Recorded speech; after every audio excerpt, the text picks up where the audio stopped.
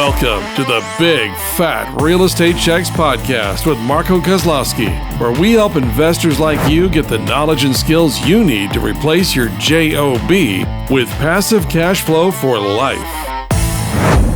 Hey everyone, welcome to Big Fat Real Estate Checks. My name is Marco Kozlowski. I feel like the Count from Sesame Street. And I am joined with Francesco Galluccio, which is right next to me. And standing. Who is right next to me and standing. And I'm sitting because if I stand, you won't even see Frank. He is, he's I don't want to say vertically challenged, but he's shorter than I am. And we have, of course, Gabriel Araish, who is in Boca Raton, Florida. We're all in Florida We're right all now. in Florida. Whoop, whoop. We're in the Florida. Sunshine States. Yes, Florida or Florida, depending on which emphasis you put on the syllable. You can get all sorts of fun things there. So, yes, this is a Big Fat Real Estate Checks podcast where we help you and give you information that is mostly actionable and on mindset, on real estate processes, anything that we can do to really add as much value to you as possible. And if you have not listened to the first 10 episodes 1 through 10 on how asset-based lending works, which is one of our key pillars on how to buy assets using none of your own money, using other people's money to buy assets. It's because you don't need money to buy property if you do it correctly. And Frank is actually an example of that, as is Gabriel. And he is in Florida for another acquisition that he did on a hotel that is very close to his hotel that he does have right now.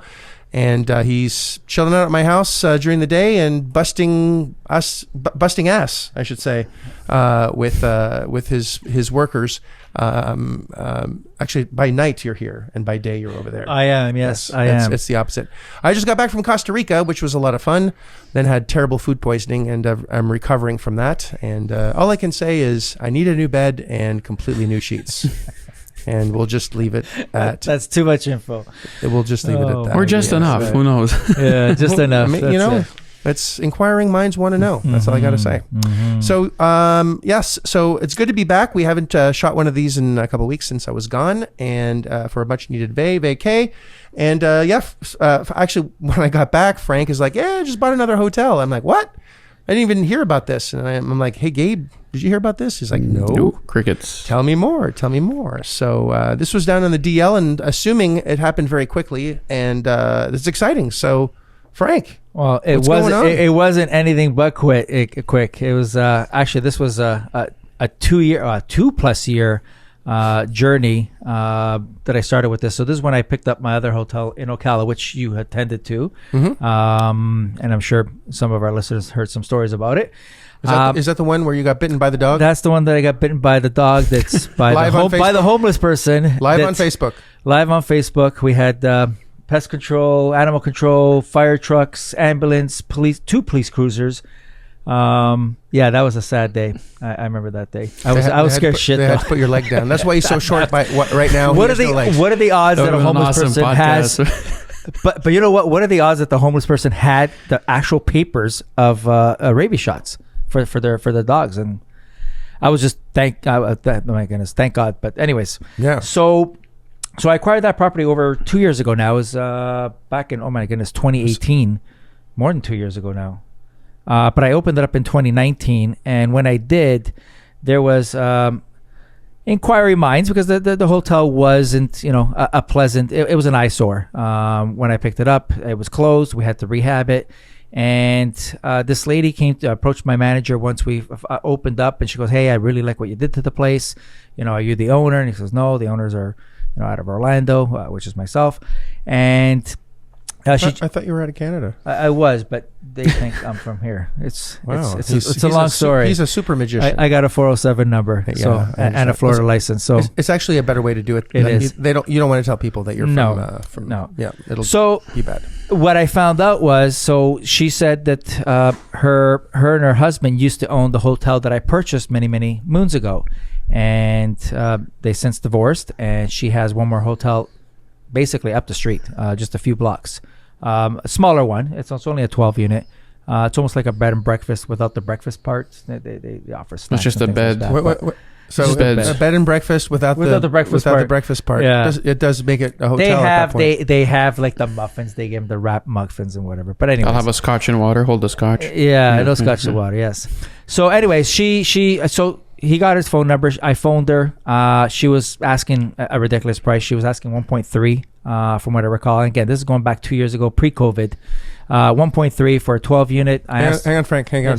We're 2022, and COVID-19 was in 19, and you bought it 2 years ago. I just want to get your never timeline mind. here. No, actually, you know what? It was 2018, but when I finished my hotel, it was 2019 of October. Yeah. So I understand COVID-19 because it started in 19, but we didn't know in October of 2019 it was March in North here. America. Yeah, that was in Yeah. It was March officially. Where that was it in hit- Asia. should have- Yes. They knew about I it. understand. We were Yeah. just a bit slow by a few months. I just get confused with 22 minus 2 is I got you. 19. 19. I'm just fucking with you, man. Calm down. 26 months. Don't slap him. 26 Don't months. hurt me. I don't slap you, yeah. If you touch me, it's gonna come out. Anyways, let me get on with it. You guys wanted a short podcast. I'm going to be here forever. They're going to be driving their car. They're going to say, shit, this thing's still a lot. It's longer than a movie. So anyways, so I phoned her. She wanted 1.3 at the time. Based on the revenues, it just wasn't a deal. I'm Yes, sorry. Marco. It's going to be a longer podcast. It's good. $1.3 million for a 12-unit hotel is outrageously expensive. No matter how much break you it slice down. and dice it. We're buying 60-room hotels for 1 point something million. So it's a very expensive ask. Well, consider I bought the other hotel for $350, Right. and it's a bigger hotel. Yes, It's over double the size. Yes. So it's a very, very, very, very expensive ask. But it's not always the number of rooms that matter. It's what's the revenue, the potential, and obviously that's the ask. It's not where we're going to land. But I just want to, for those that maybe have just listened to this for the first time or don't have a grasp as to what things should cost or could cost or do cost, I just want to shed some light on that. It's a very expensive, generally, if I saw that from a mentee of mine, I would be scratching my head vigorously at that number. But yeah. carry on. And anyways, so she wanted the 1.3. I brushed it off based on the income and then the whole ordeal that I went through with the other hotel. I said, yeah, you know what? I'm not your buyer for this. So we that's part of the process. I'm not your buyer. You're asking too much. If you lower your price, maybe we'll take a look at it. But you're definitely way too high. So this again, she would poke us or me once in a while. Then I started poking her. And saying, so I find out why she was selling it. Like, well, if you got divorced from your other husband, now she remarried a Canadian, and she had this hotel. She's a Jehovah, and she wanted to, live a spiritual life. She wanted to do missionary work for her Jehovah Witness community, which is noble. And I said, listen, I'll try to help you out so you can move on and do that and fulfill your life in your next chapter, but not at that 1.3. So I think that sprinkle of I don't give a shit, because I really didn't then, because I went over a year and a half with the other hotel and it was very emotional. It was long. So I sprinkled the I don't give a shit, but it actually worked in my favor. Then she came back and she goes, listen, some other group out of Orlando was interested in it for 1.1. I was like, so what are you doing? I go, take it and run. I go, why would I stop you from doing that? Because I won't even give you 1.1. So, do it. I wouldn't be doing you any justice if I accepted the 1.1 or, countered. That's a really good, I almost hate to call it a strategy, but you're putting yourself in her shoes and wanting her to succeed and wanting her to do well and want to support her in her dreams and her vision of helping her community and really serving the way that she wants to serve. So you're not coming off as someone that is wanting to do something necessarily for yourself. You're really putting yourself on her side of the table from a negotiation standpoint and saying, take it because that's better for you, right? Because you don't care, especially at that number. Yeah. Right. Not going to happen. And you know what? I sprinkled that throughout pretty much every conversation. I whether it's a pain point, it wasn't really a pain point. It was her passion. It was her goal. So I always, every time I had a conversation, hey, let me see what I can do to help you, move on to that spiritual, that missionary work. Or when she indicated that she had someone from Orlando that was interested at 1.1, I go, you know what? I would take it so you can move on. They're probably better suited than I am for it. at that price anyways. So so this has been going on and off. It kind of heated up after last year because it kind of sizzled down. So 2017 last year? In 2021. In 2021, she was getting motivated because then she had another party. She phoned me. She goes, I got some other interested party out of India that want to buy it, and they're offering about $1 million. And I go, what happened to your Orlando group? And she goes, well, the Orlando group, the guy was going to get married, and then the girl, left him, and it was a mess. And then he had some family issues to deal with. So I took it with a grain of salt because this seller is, in my opinion, a little bit. She's bipolar. She's all over the map. Like one day she could be very kind, and the next day she's very rough and rude, and demanding, and so she doesn't take well. And I can see her talking to, like, even at the closing table, the attorneys were pissed at her. Title company was pissed at her, and her own attorney was pissed at her. It's just the character she is, and you have to be very delicate when I talk to her, not to ruffle her feathers. But so anyway, she had some people from India, again, a little bit lower. So the price was coming lower even before I made an offer. And then finally I did make an offer. She did beg for the offer. Yes. I just want to point something out. Why would she call you if they have an interested party? Because that's twice, right? There's a party, and then she'd call you. So what? There's a trend. Something to learn. There's something to learn from that. So why do you think that a seller would call you if there's someone that's interested? That's clearly you've said no at any price. Because I think I'm the only interested party right now. Right. That's it. There was no. I think these were fictitious potential buyers. She needed a reason to call you. 100%, and she was trying to put maybe fire under my butt and saying, hey, that fear of missing out. But again, I took it with a grain of salt, because why would you call me if you have someone? Why were you looking after my interest? Yep. Right. Well, or she might have been looking after your interest because you were looking after hers. So there's a lot of reciprocity there. It's just a very interesting dynamic when I hear it's not uncommon, right? Where someone you've been talking to someone for quite some time. Someone wants to buy whatever you're selling, and then you go, well, hey, I've been talking to Frank he called me for a quick 2 hours the other day, and I wanted to see. Oh, that was really close. Called me for a quick 2 hour talk, 2 hours. and he, and I want to give him a chance. So I'm gonna make sure he has a chance. But and the fact that you didn't really bite and care makes you actually more desirable as a buyer, because we all want what we can't have. And now looking back at that, the way I played that, and I played it actually from right from my heart. I really didn't care at that point. I was like, I'm just going to play the game, and wherever my chess pieces land at the end, they're going to land. And I think that was the key, because then she came back and she goes, that didn't go through. Of course it didn't. And then she goes, what's the offer? If you do make an offer, and if it's all cash, I just want to go on this missionary journey, whatever. So I gave her an offer based on our formula, and it came out at 540. I remember it was around the 540-ish. So remember, she was asking 1.3. My first offer ever, she came down from 1.3 to 1.1, I think, and then it was around $1 million when this Indian group supposedly wanted to buy it. So I was at 540. Then that established the gap. She did come down. Yes. 540 is very low, and for those that are maybe listening to the first time, you would think that's an outrageously low number, because most people make an offer to get accepted, right? And Gabe, you want to, since you're so talkative during this one, you want to explain why it's important to have a low offer? I want you to feel important in this conversation. Hey, man, I feel important just because I'm here. I appreciate being around you guys. You actually are very important. So what Frank did is what we call an offer for a no.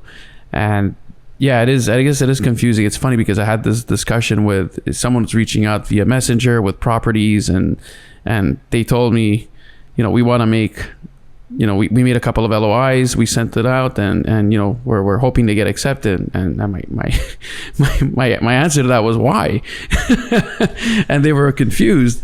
And so this is I guess, for us, this is kind of straightforward. It feels contrarian to most people, I guess, but yeah, we make offers for a no. Why? It's very simple. It's because if they say no, if they say yes, then we've probably offered too high or too much. Maybe had he offered if she had said yes to 540, Frank would have been banging his head against the wall. Like, I could have gotten this for maybe under 500, 450. Who knows where you could have gotten that? And so that kind of establishes a perimeter or a lower, perimeter for the offer. So by saying no to 540, we know that they're not going to go below that, but they know that we're that far below they're asking at the same time. So we never do offers for a yes. In fact, it's something I apply personally, at least to almost everything, and it hurts a lot of people around me to see this because they're not used to it. They don't understand it. Doesn't really work well in an environment of buying a house, but it works really well in the context of business. And in Frank's case, did awesome. And I can't wait to hear the rest of this, but I have an idea where it ends. So. Yeah, well, I think we know the ending. We know the ending. We know the happy ending. Yeah, we know the ending. So, anyways, I was at 5. Oh, I'm sorry. I'm sorry. Okay. One more Go thing. ahead. Yeah. So, did you offer 540 exactly, or did you do like a 541 260? Oh no, it was definitely a swag. It was a weird number, calculated number. We should actually. There's an episode for a podcast. Is the power of weird numbers? Yes, power of weird numbers. Yeah. There you go. That's going to be our next one. Stay tuned. There's weird numbers actually outpull and create a lot of curiosity. And most likely, one of the reasons why she just didn't tell him to go F off is because it was weird. And I think that merits a podcast. So I'm sorry. Agreed. Yeah, no, 100%. And I wanted to portray that it was calculated. It was thought out, not just saying a round number, because a round number is not thought out. So it was we'll have a whole podcast on this, Frank. You don't have to talk about it now. That's fine. Yeah. So anyways, 540, I just wanted to elaborate on it. You know what? Hold on. We know you do. You want to elaborate on everything.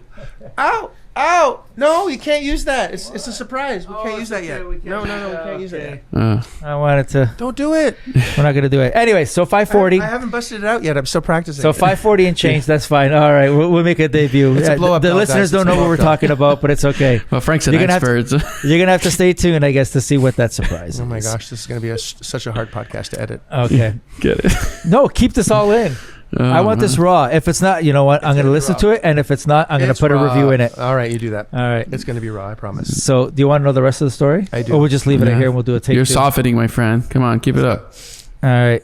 Okay. So after my swag offer, the scientific offer, she did come back. She did lower the price, not by much. It went to 900. So I broke that barrier of the million. So then I told her, listen. So then I was like, okay, she was... I thought she was motivated because now we're, in year 1 or 12 months later. Yes? Hey, Gabe, can you explain what that means, the barrier of a million? The barrier under a million? Want me to explain that? Yeah, no. Yeah, it's psychological. I'm listening to this as a listener. Okay. Right? No, fair enough. Yeah. You're saying some amazing things. Yeah. And I think it just, for Warrants those that are just listening in, right, I think, and we might have to do this in two chunks, and that's okay. Right.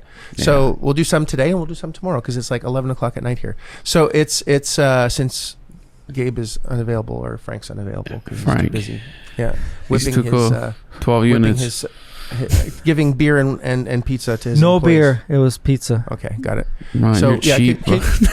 So because can you just enlighten a few because that's actually maybe even another podcast in that there's psychological barriers within numbers. There are, and if you bust through it, it's a lot easier to get what you want. Anyway. Yeah. So I guess. All in all, it's if when she's asking over 1 million, that's 7 digits in her mind, and she may have a subconscious number in her mind where she wants to at least exit with $1 million, and by allowing her to break that barrier and coming down under that 7 digits, and now they're playing in the 6 digits. It's going to be a lot easier for Frank to maneuver and to be able to get somewhere in between that, because whether it's a 4, a 5, a 6, or a 7 that the number starts with, it's still better than that extra comma.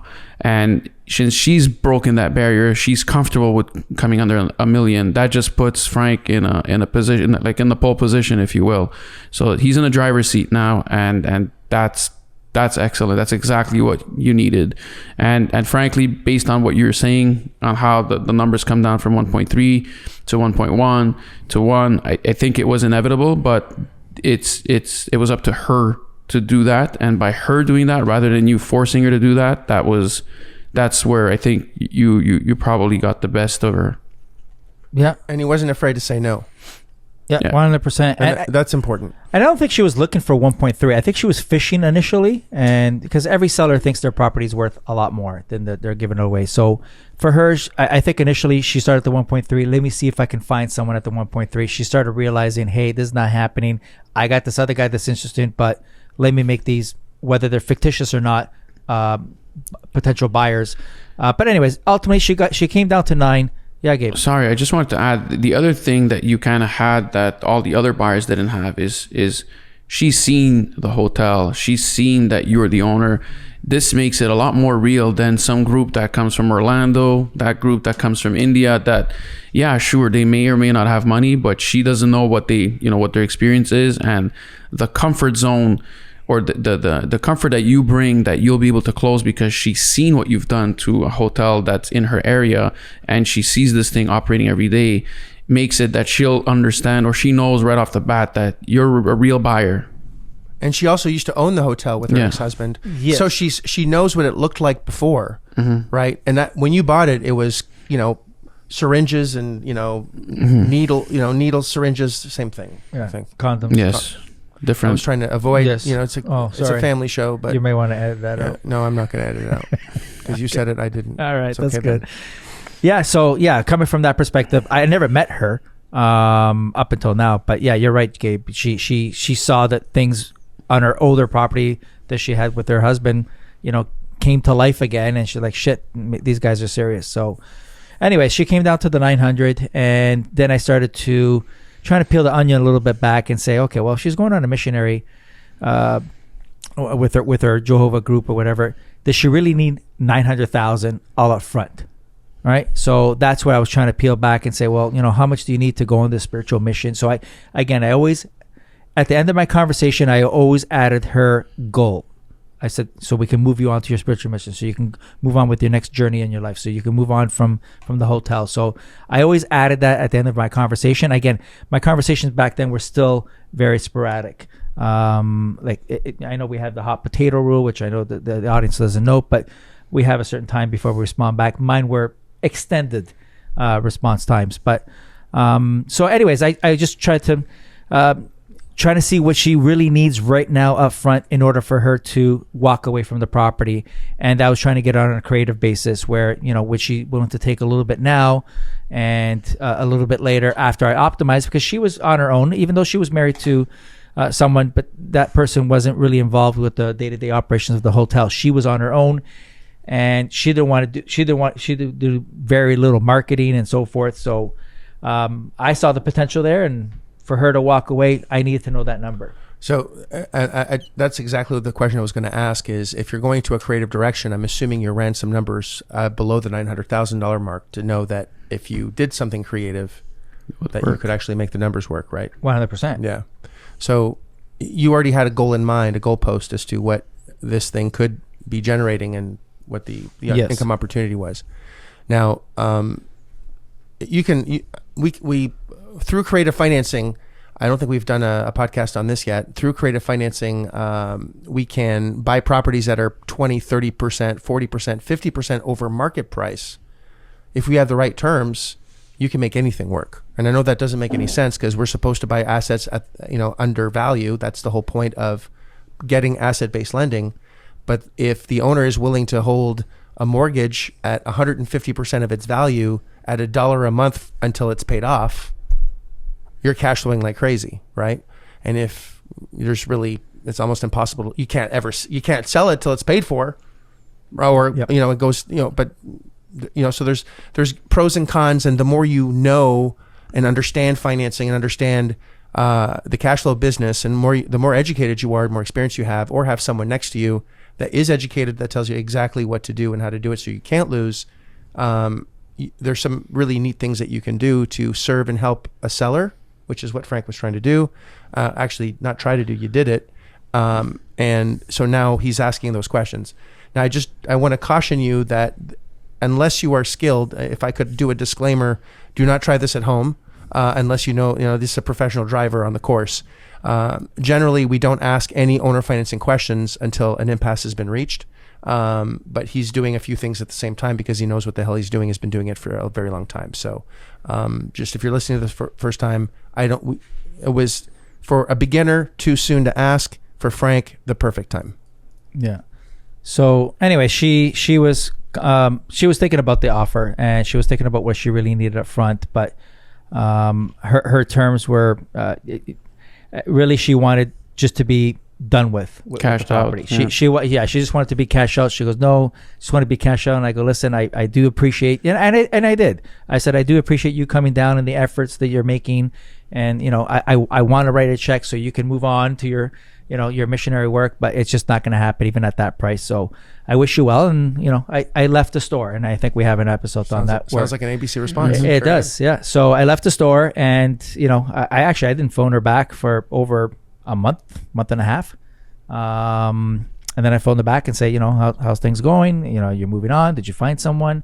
And she's like, no, are you still interested? I go, yeah, but just not at that number. It's just, we just can't get there. It goes, there any more, can you squeeze a little bit more? Is there a little bit more flex on the price? And then she did come down. She goes, you know what? Just for you, if you do it right away, and we can close quickly. She did come down to, I think it was, there was one more offer before she came down to the 750. That's where we landed, at 750. And even at 750, I still was kicking and screaming like a kid. So I didn't want to, I wanted to seem like I was doing her a favor versus she's doing me a favor. Another podcast. Yes, another podcast. So again, these are the strategies I learned from. Are you writing all this down, or we'll have to listen to our own podcast to remember what we're going to podcast on? Yeah. So and these are all strategies that you taught me, Marco. That's how we do it. So okay, Gabe, you look like you don't have. I'm hoping we're recording this. What do you mean? Oh, we're not recording. It's okay. We are each other, so it's fine. Okay. Just noticed. Sorry. Okay. So, anyways, on that note, I forgot where I was. You said you learned everything from me. That's where you started. I learned everything from you. So anyway, she just wanted to break free, and that's it. She didn't want no obligations, no holding paper, even if it's in first position secured, even with a little bit of interest while she's still making some money passively. She didn't want that. We landed at 750, and again, I I agreed. Not immediately. I said, I got to take it back. I got to review the numbers and whatever again, and we'll see. And then I came back and I said, listen, it's still a terrible deal based on the income. And she goes, yeah, but there's lots of potential because the property was only 50% occupied. And I go, why did you keep it at 50%? What's wrong with the other rooms? So I try to probe on that. The rooms were all good. She just was happy with 50, and she wouldn't let anyone else in. Because it's only her. So she didn't want 90%, 70%, even though she was making good money. She didn't want it because it was more workload for her, and I think she was done with it. Can you share approximately what the gross was per month, or is per month? $20,000 a month. Yeah. Right. So $240,000 a year at 50% occupied. Correct. Yep. So if you double the income, that's $40,000. That's $400,000. That's $450,000 a year, right? So that's for 750. Well, yeah. Does it need to be gutted? Is it a piece of shit? Like, no, unlike the other one, all the rooms are. Are you going to get bitten by a dog? No, it was operational. All the rooms are good. They're all themed. Themed rooms. What do you mean themed? Like Debbie Does Dallas is one room? No, it's one's like a tropical theme. One's a golfer theme. One's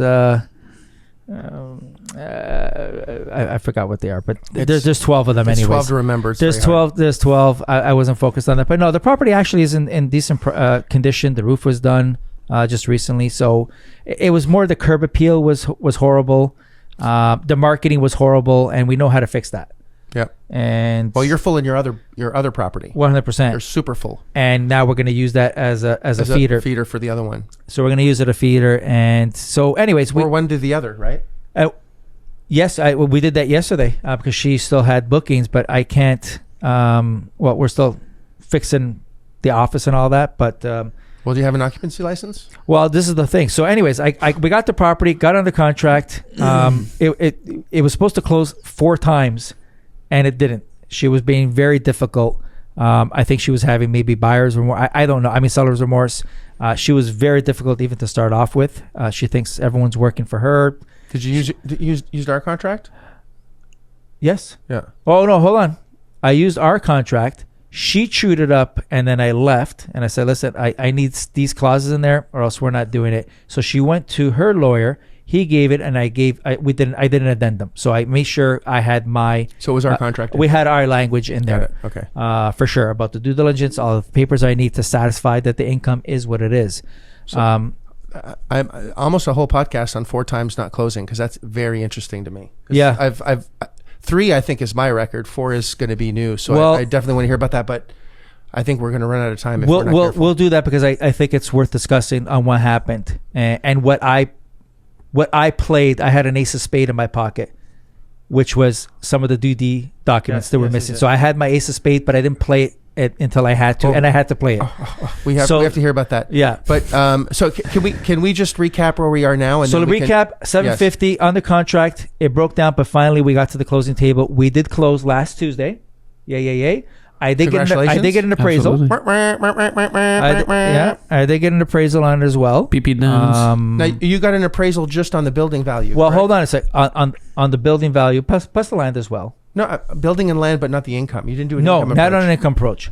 Because on an income approach, your appraisal would have been significantly higher. Well, when I was doing my calculations, even at a 12 cap, it was a very good price value. But no, this is based. They did an appraisal on the building, on the cost of repair, cost of replacement cost, and the land. Exactly. Yeah. And comparables. Thank you, Gabe. So, anyways, it came out over $1 million. So the day you bought it, you had $250,000 in your pocket. And I knew that. I knew that going in. Well, of course, that's because you buy things correctly. Yeah. So I knew that going in. So it was $1 million. So she was right. You know, the seller thinks. Sorry. So, and this is in Florida, which is an extremely hot market. The house across the street went up for sale, and it sold in an hour. Yeah. For $50,000 more than ask. Which is insane, right? Yep. So and $1 million for in Florida buys you a shack. It's like what California used to be. Right. So, and this is and there's a huge shortage of properties for sale in specifically where you are, and it's on the same street as the hotel that you have now. Yes. So there's it's like so many good check marks on this, and the day you buy it, you get $250,000 in your pocket from an equity standpoint in a market that is going vertically on just inflation, which we've done a podcast on for sure. So just from a building standpoint will double in less than 5 years just with the inflation the way it's going. Yeah. So anyways, it's $1 million for you. So it's $1 million. Again, I know sometimes appraisals are subjective, but I think it is around there anyways. So yeah, we just closed. We got managements in place. We just and I did my inspection. So the city always has to. So when you buy a property, the city always has to come out, or the county, to check out the property to give you what's called an occupancy certificate, which basically allows you to operate a commercial property. So they came out. I had, I have a relationship with the builder, with the building department of the city of Ocala. Wait, is it a good one or is it a bad one? It's a good one, because he knew me. Well, I met him frequently with my other property where I had the Bible of the code violations. So he knew who I was, but he knew that I can perform, and I want to have a safe and clean establishment, and I want to improve the community, because that's basically what you're doing. You're improving the community. You're getting a building, and you're making it look nice again, and you're getting guests to come there. So he came out. The fire marshal came out. So the fire marshal, the building, and code came out. So they all come out. They inspect the property. They do the little checklist. So there was a few deficiencies, and I wasn't surprised of that there would be. But he knew that I was going to get it done based on my relationship with him. And he goes, listen, I know you got it. I know what you did with the other place. He goes, listen, I'm going to give you a temporary, a conditional occupancy certificate so you can open up, get your utilities, get your water, do whatever. You can even have guests. You can have your manager move in. I'll come back. You just let me know. I'll come back in 3 weeks, 4 weeks, whatever, a month. We'll come back with the fire marshal and everything and give you a pass once you do all these stuff. So they're actually letting you open before you actually do that, which is extremely unusual because of the relationship that you have. Yeah. I want to revisit that later because that's very special. Yeah. So, but hang on a second. So you closed and 2 weeks later you got that? What's the timeline from the day that you closed that you got that license? Because you're starting to do improvements on the property. I closed on Tuesday. The inspection was on Friday. All right. 3 days. So 3 days? Yes. And when you had Ocala, the other one in Ocala, yes. I don't want to name the hotel, unless you want me to. It doesn't matter. Can I? Yeah. I can promote it. Yeah, sure. You sure? Yeah. It's Ocala Cove. Ocala Cove, right? Yeah. So in Ocala, just in case you weren't familiar where the name was in the name of the hotel. So it's in Ocala Cove in Florida. Yeah. And how long did that take you to get your occupancy license? Oh my God. He's going to run out of fingers and toes there. It was 18 months. Is it too soon, Frank? Is it too soon? Oh my goodness. No, it's not. It was 18 months. It was almost 2 years or 4 if you count COVID. Yeah. Even though we opened before. It was 18 months to get a certificate, and they wouldn't even give me a conditional because I did have some units because it's a 2-story that one, and I had some units available. They said absolutely flat out no. Yeah, I'm very familiar with that. We have a hotel that we're opening, and it's 3 floors, and we want to get 2 open first, and they're like, fuck off. Yeah. Nope.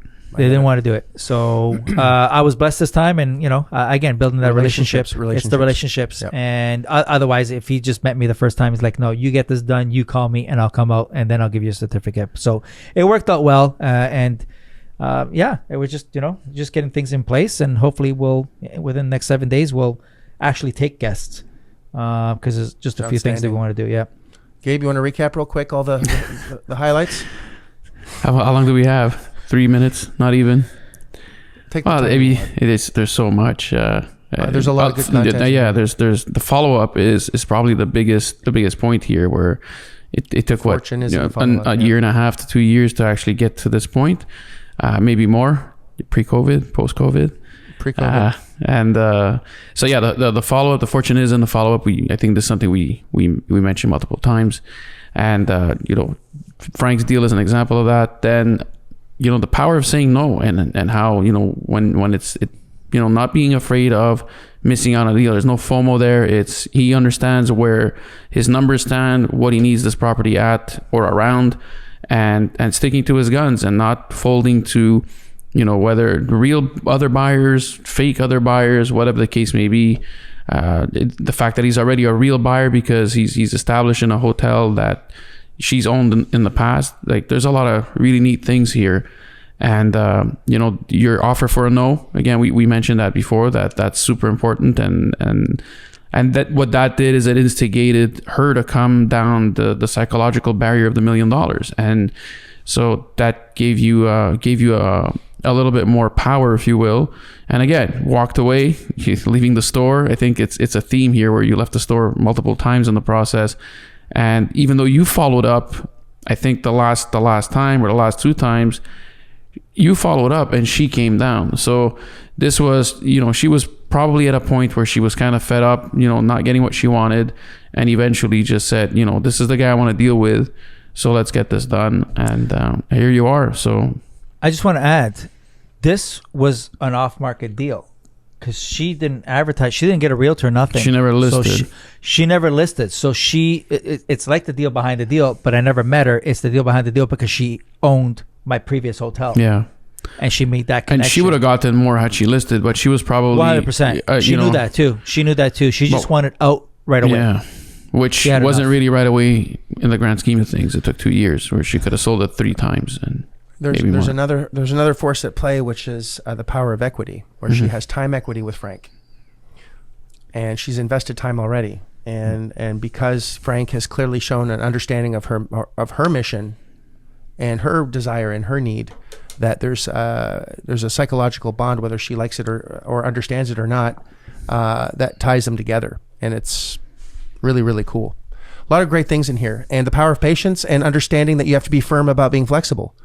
Like, we have a very specific process, but it has to move a little bit like water. If, he says, if it's this or nothing, we want to use our contract. Well, we're not using your contract. We're using our contract. Flame on. And you get all upset about it. You're only going to alienate the those that work with you. So there's a lot of amazing lessons in here, and a lot of sub podcasts that we could actually do on a lot of the things that happened in this case study. And also to underline that all of us are still very active in buying assets. We don't just talk about this, we actually do it. And we're very involved in a lot of things. And it's fun. Frank's having fun, I think. I love it. Yeah. No, I really enjoy doing it. Yeah, so that's good. And he's not going to stay here now for 6 to 8 weeks. I'm sorry, 6 to 8 years in this one. And he's going to make a shit ton of money having fun at the same time. So I'm pretty proud of you. Well done. And it was a lot easier on this one than it was on the last one. Time is truncated, and the next one they get faster and faster and faster and faster. And the beauty is that you don't have to work on one deal at a time. This is something, if you understand what you're doing and if you understand the process, we're all working on like hundreds of deals at the same time. And as one pops, you close on one and others will pop, and you never know. Sometimes a whole bunch pop at the same time, and sometimes we're dry for a little bit because we're patient. Patience pays off. And it's a really beautiful business. And last question before we end this podcast, how much of your own money did you use to buy it? Oh, this one, absolutely zero. I can't hear you. Absolutely zero. All right, very good. I wonder why, but we're not going to talk about it now because it's been a 3-hour podcast already. Yeah. Great podcast. I think there's some great stuff in here, and I wish we had hit the record button at the beginning of this podcast, which I'm not kidding.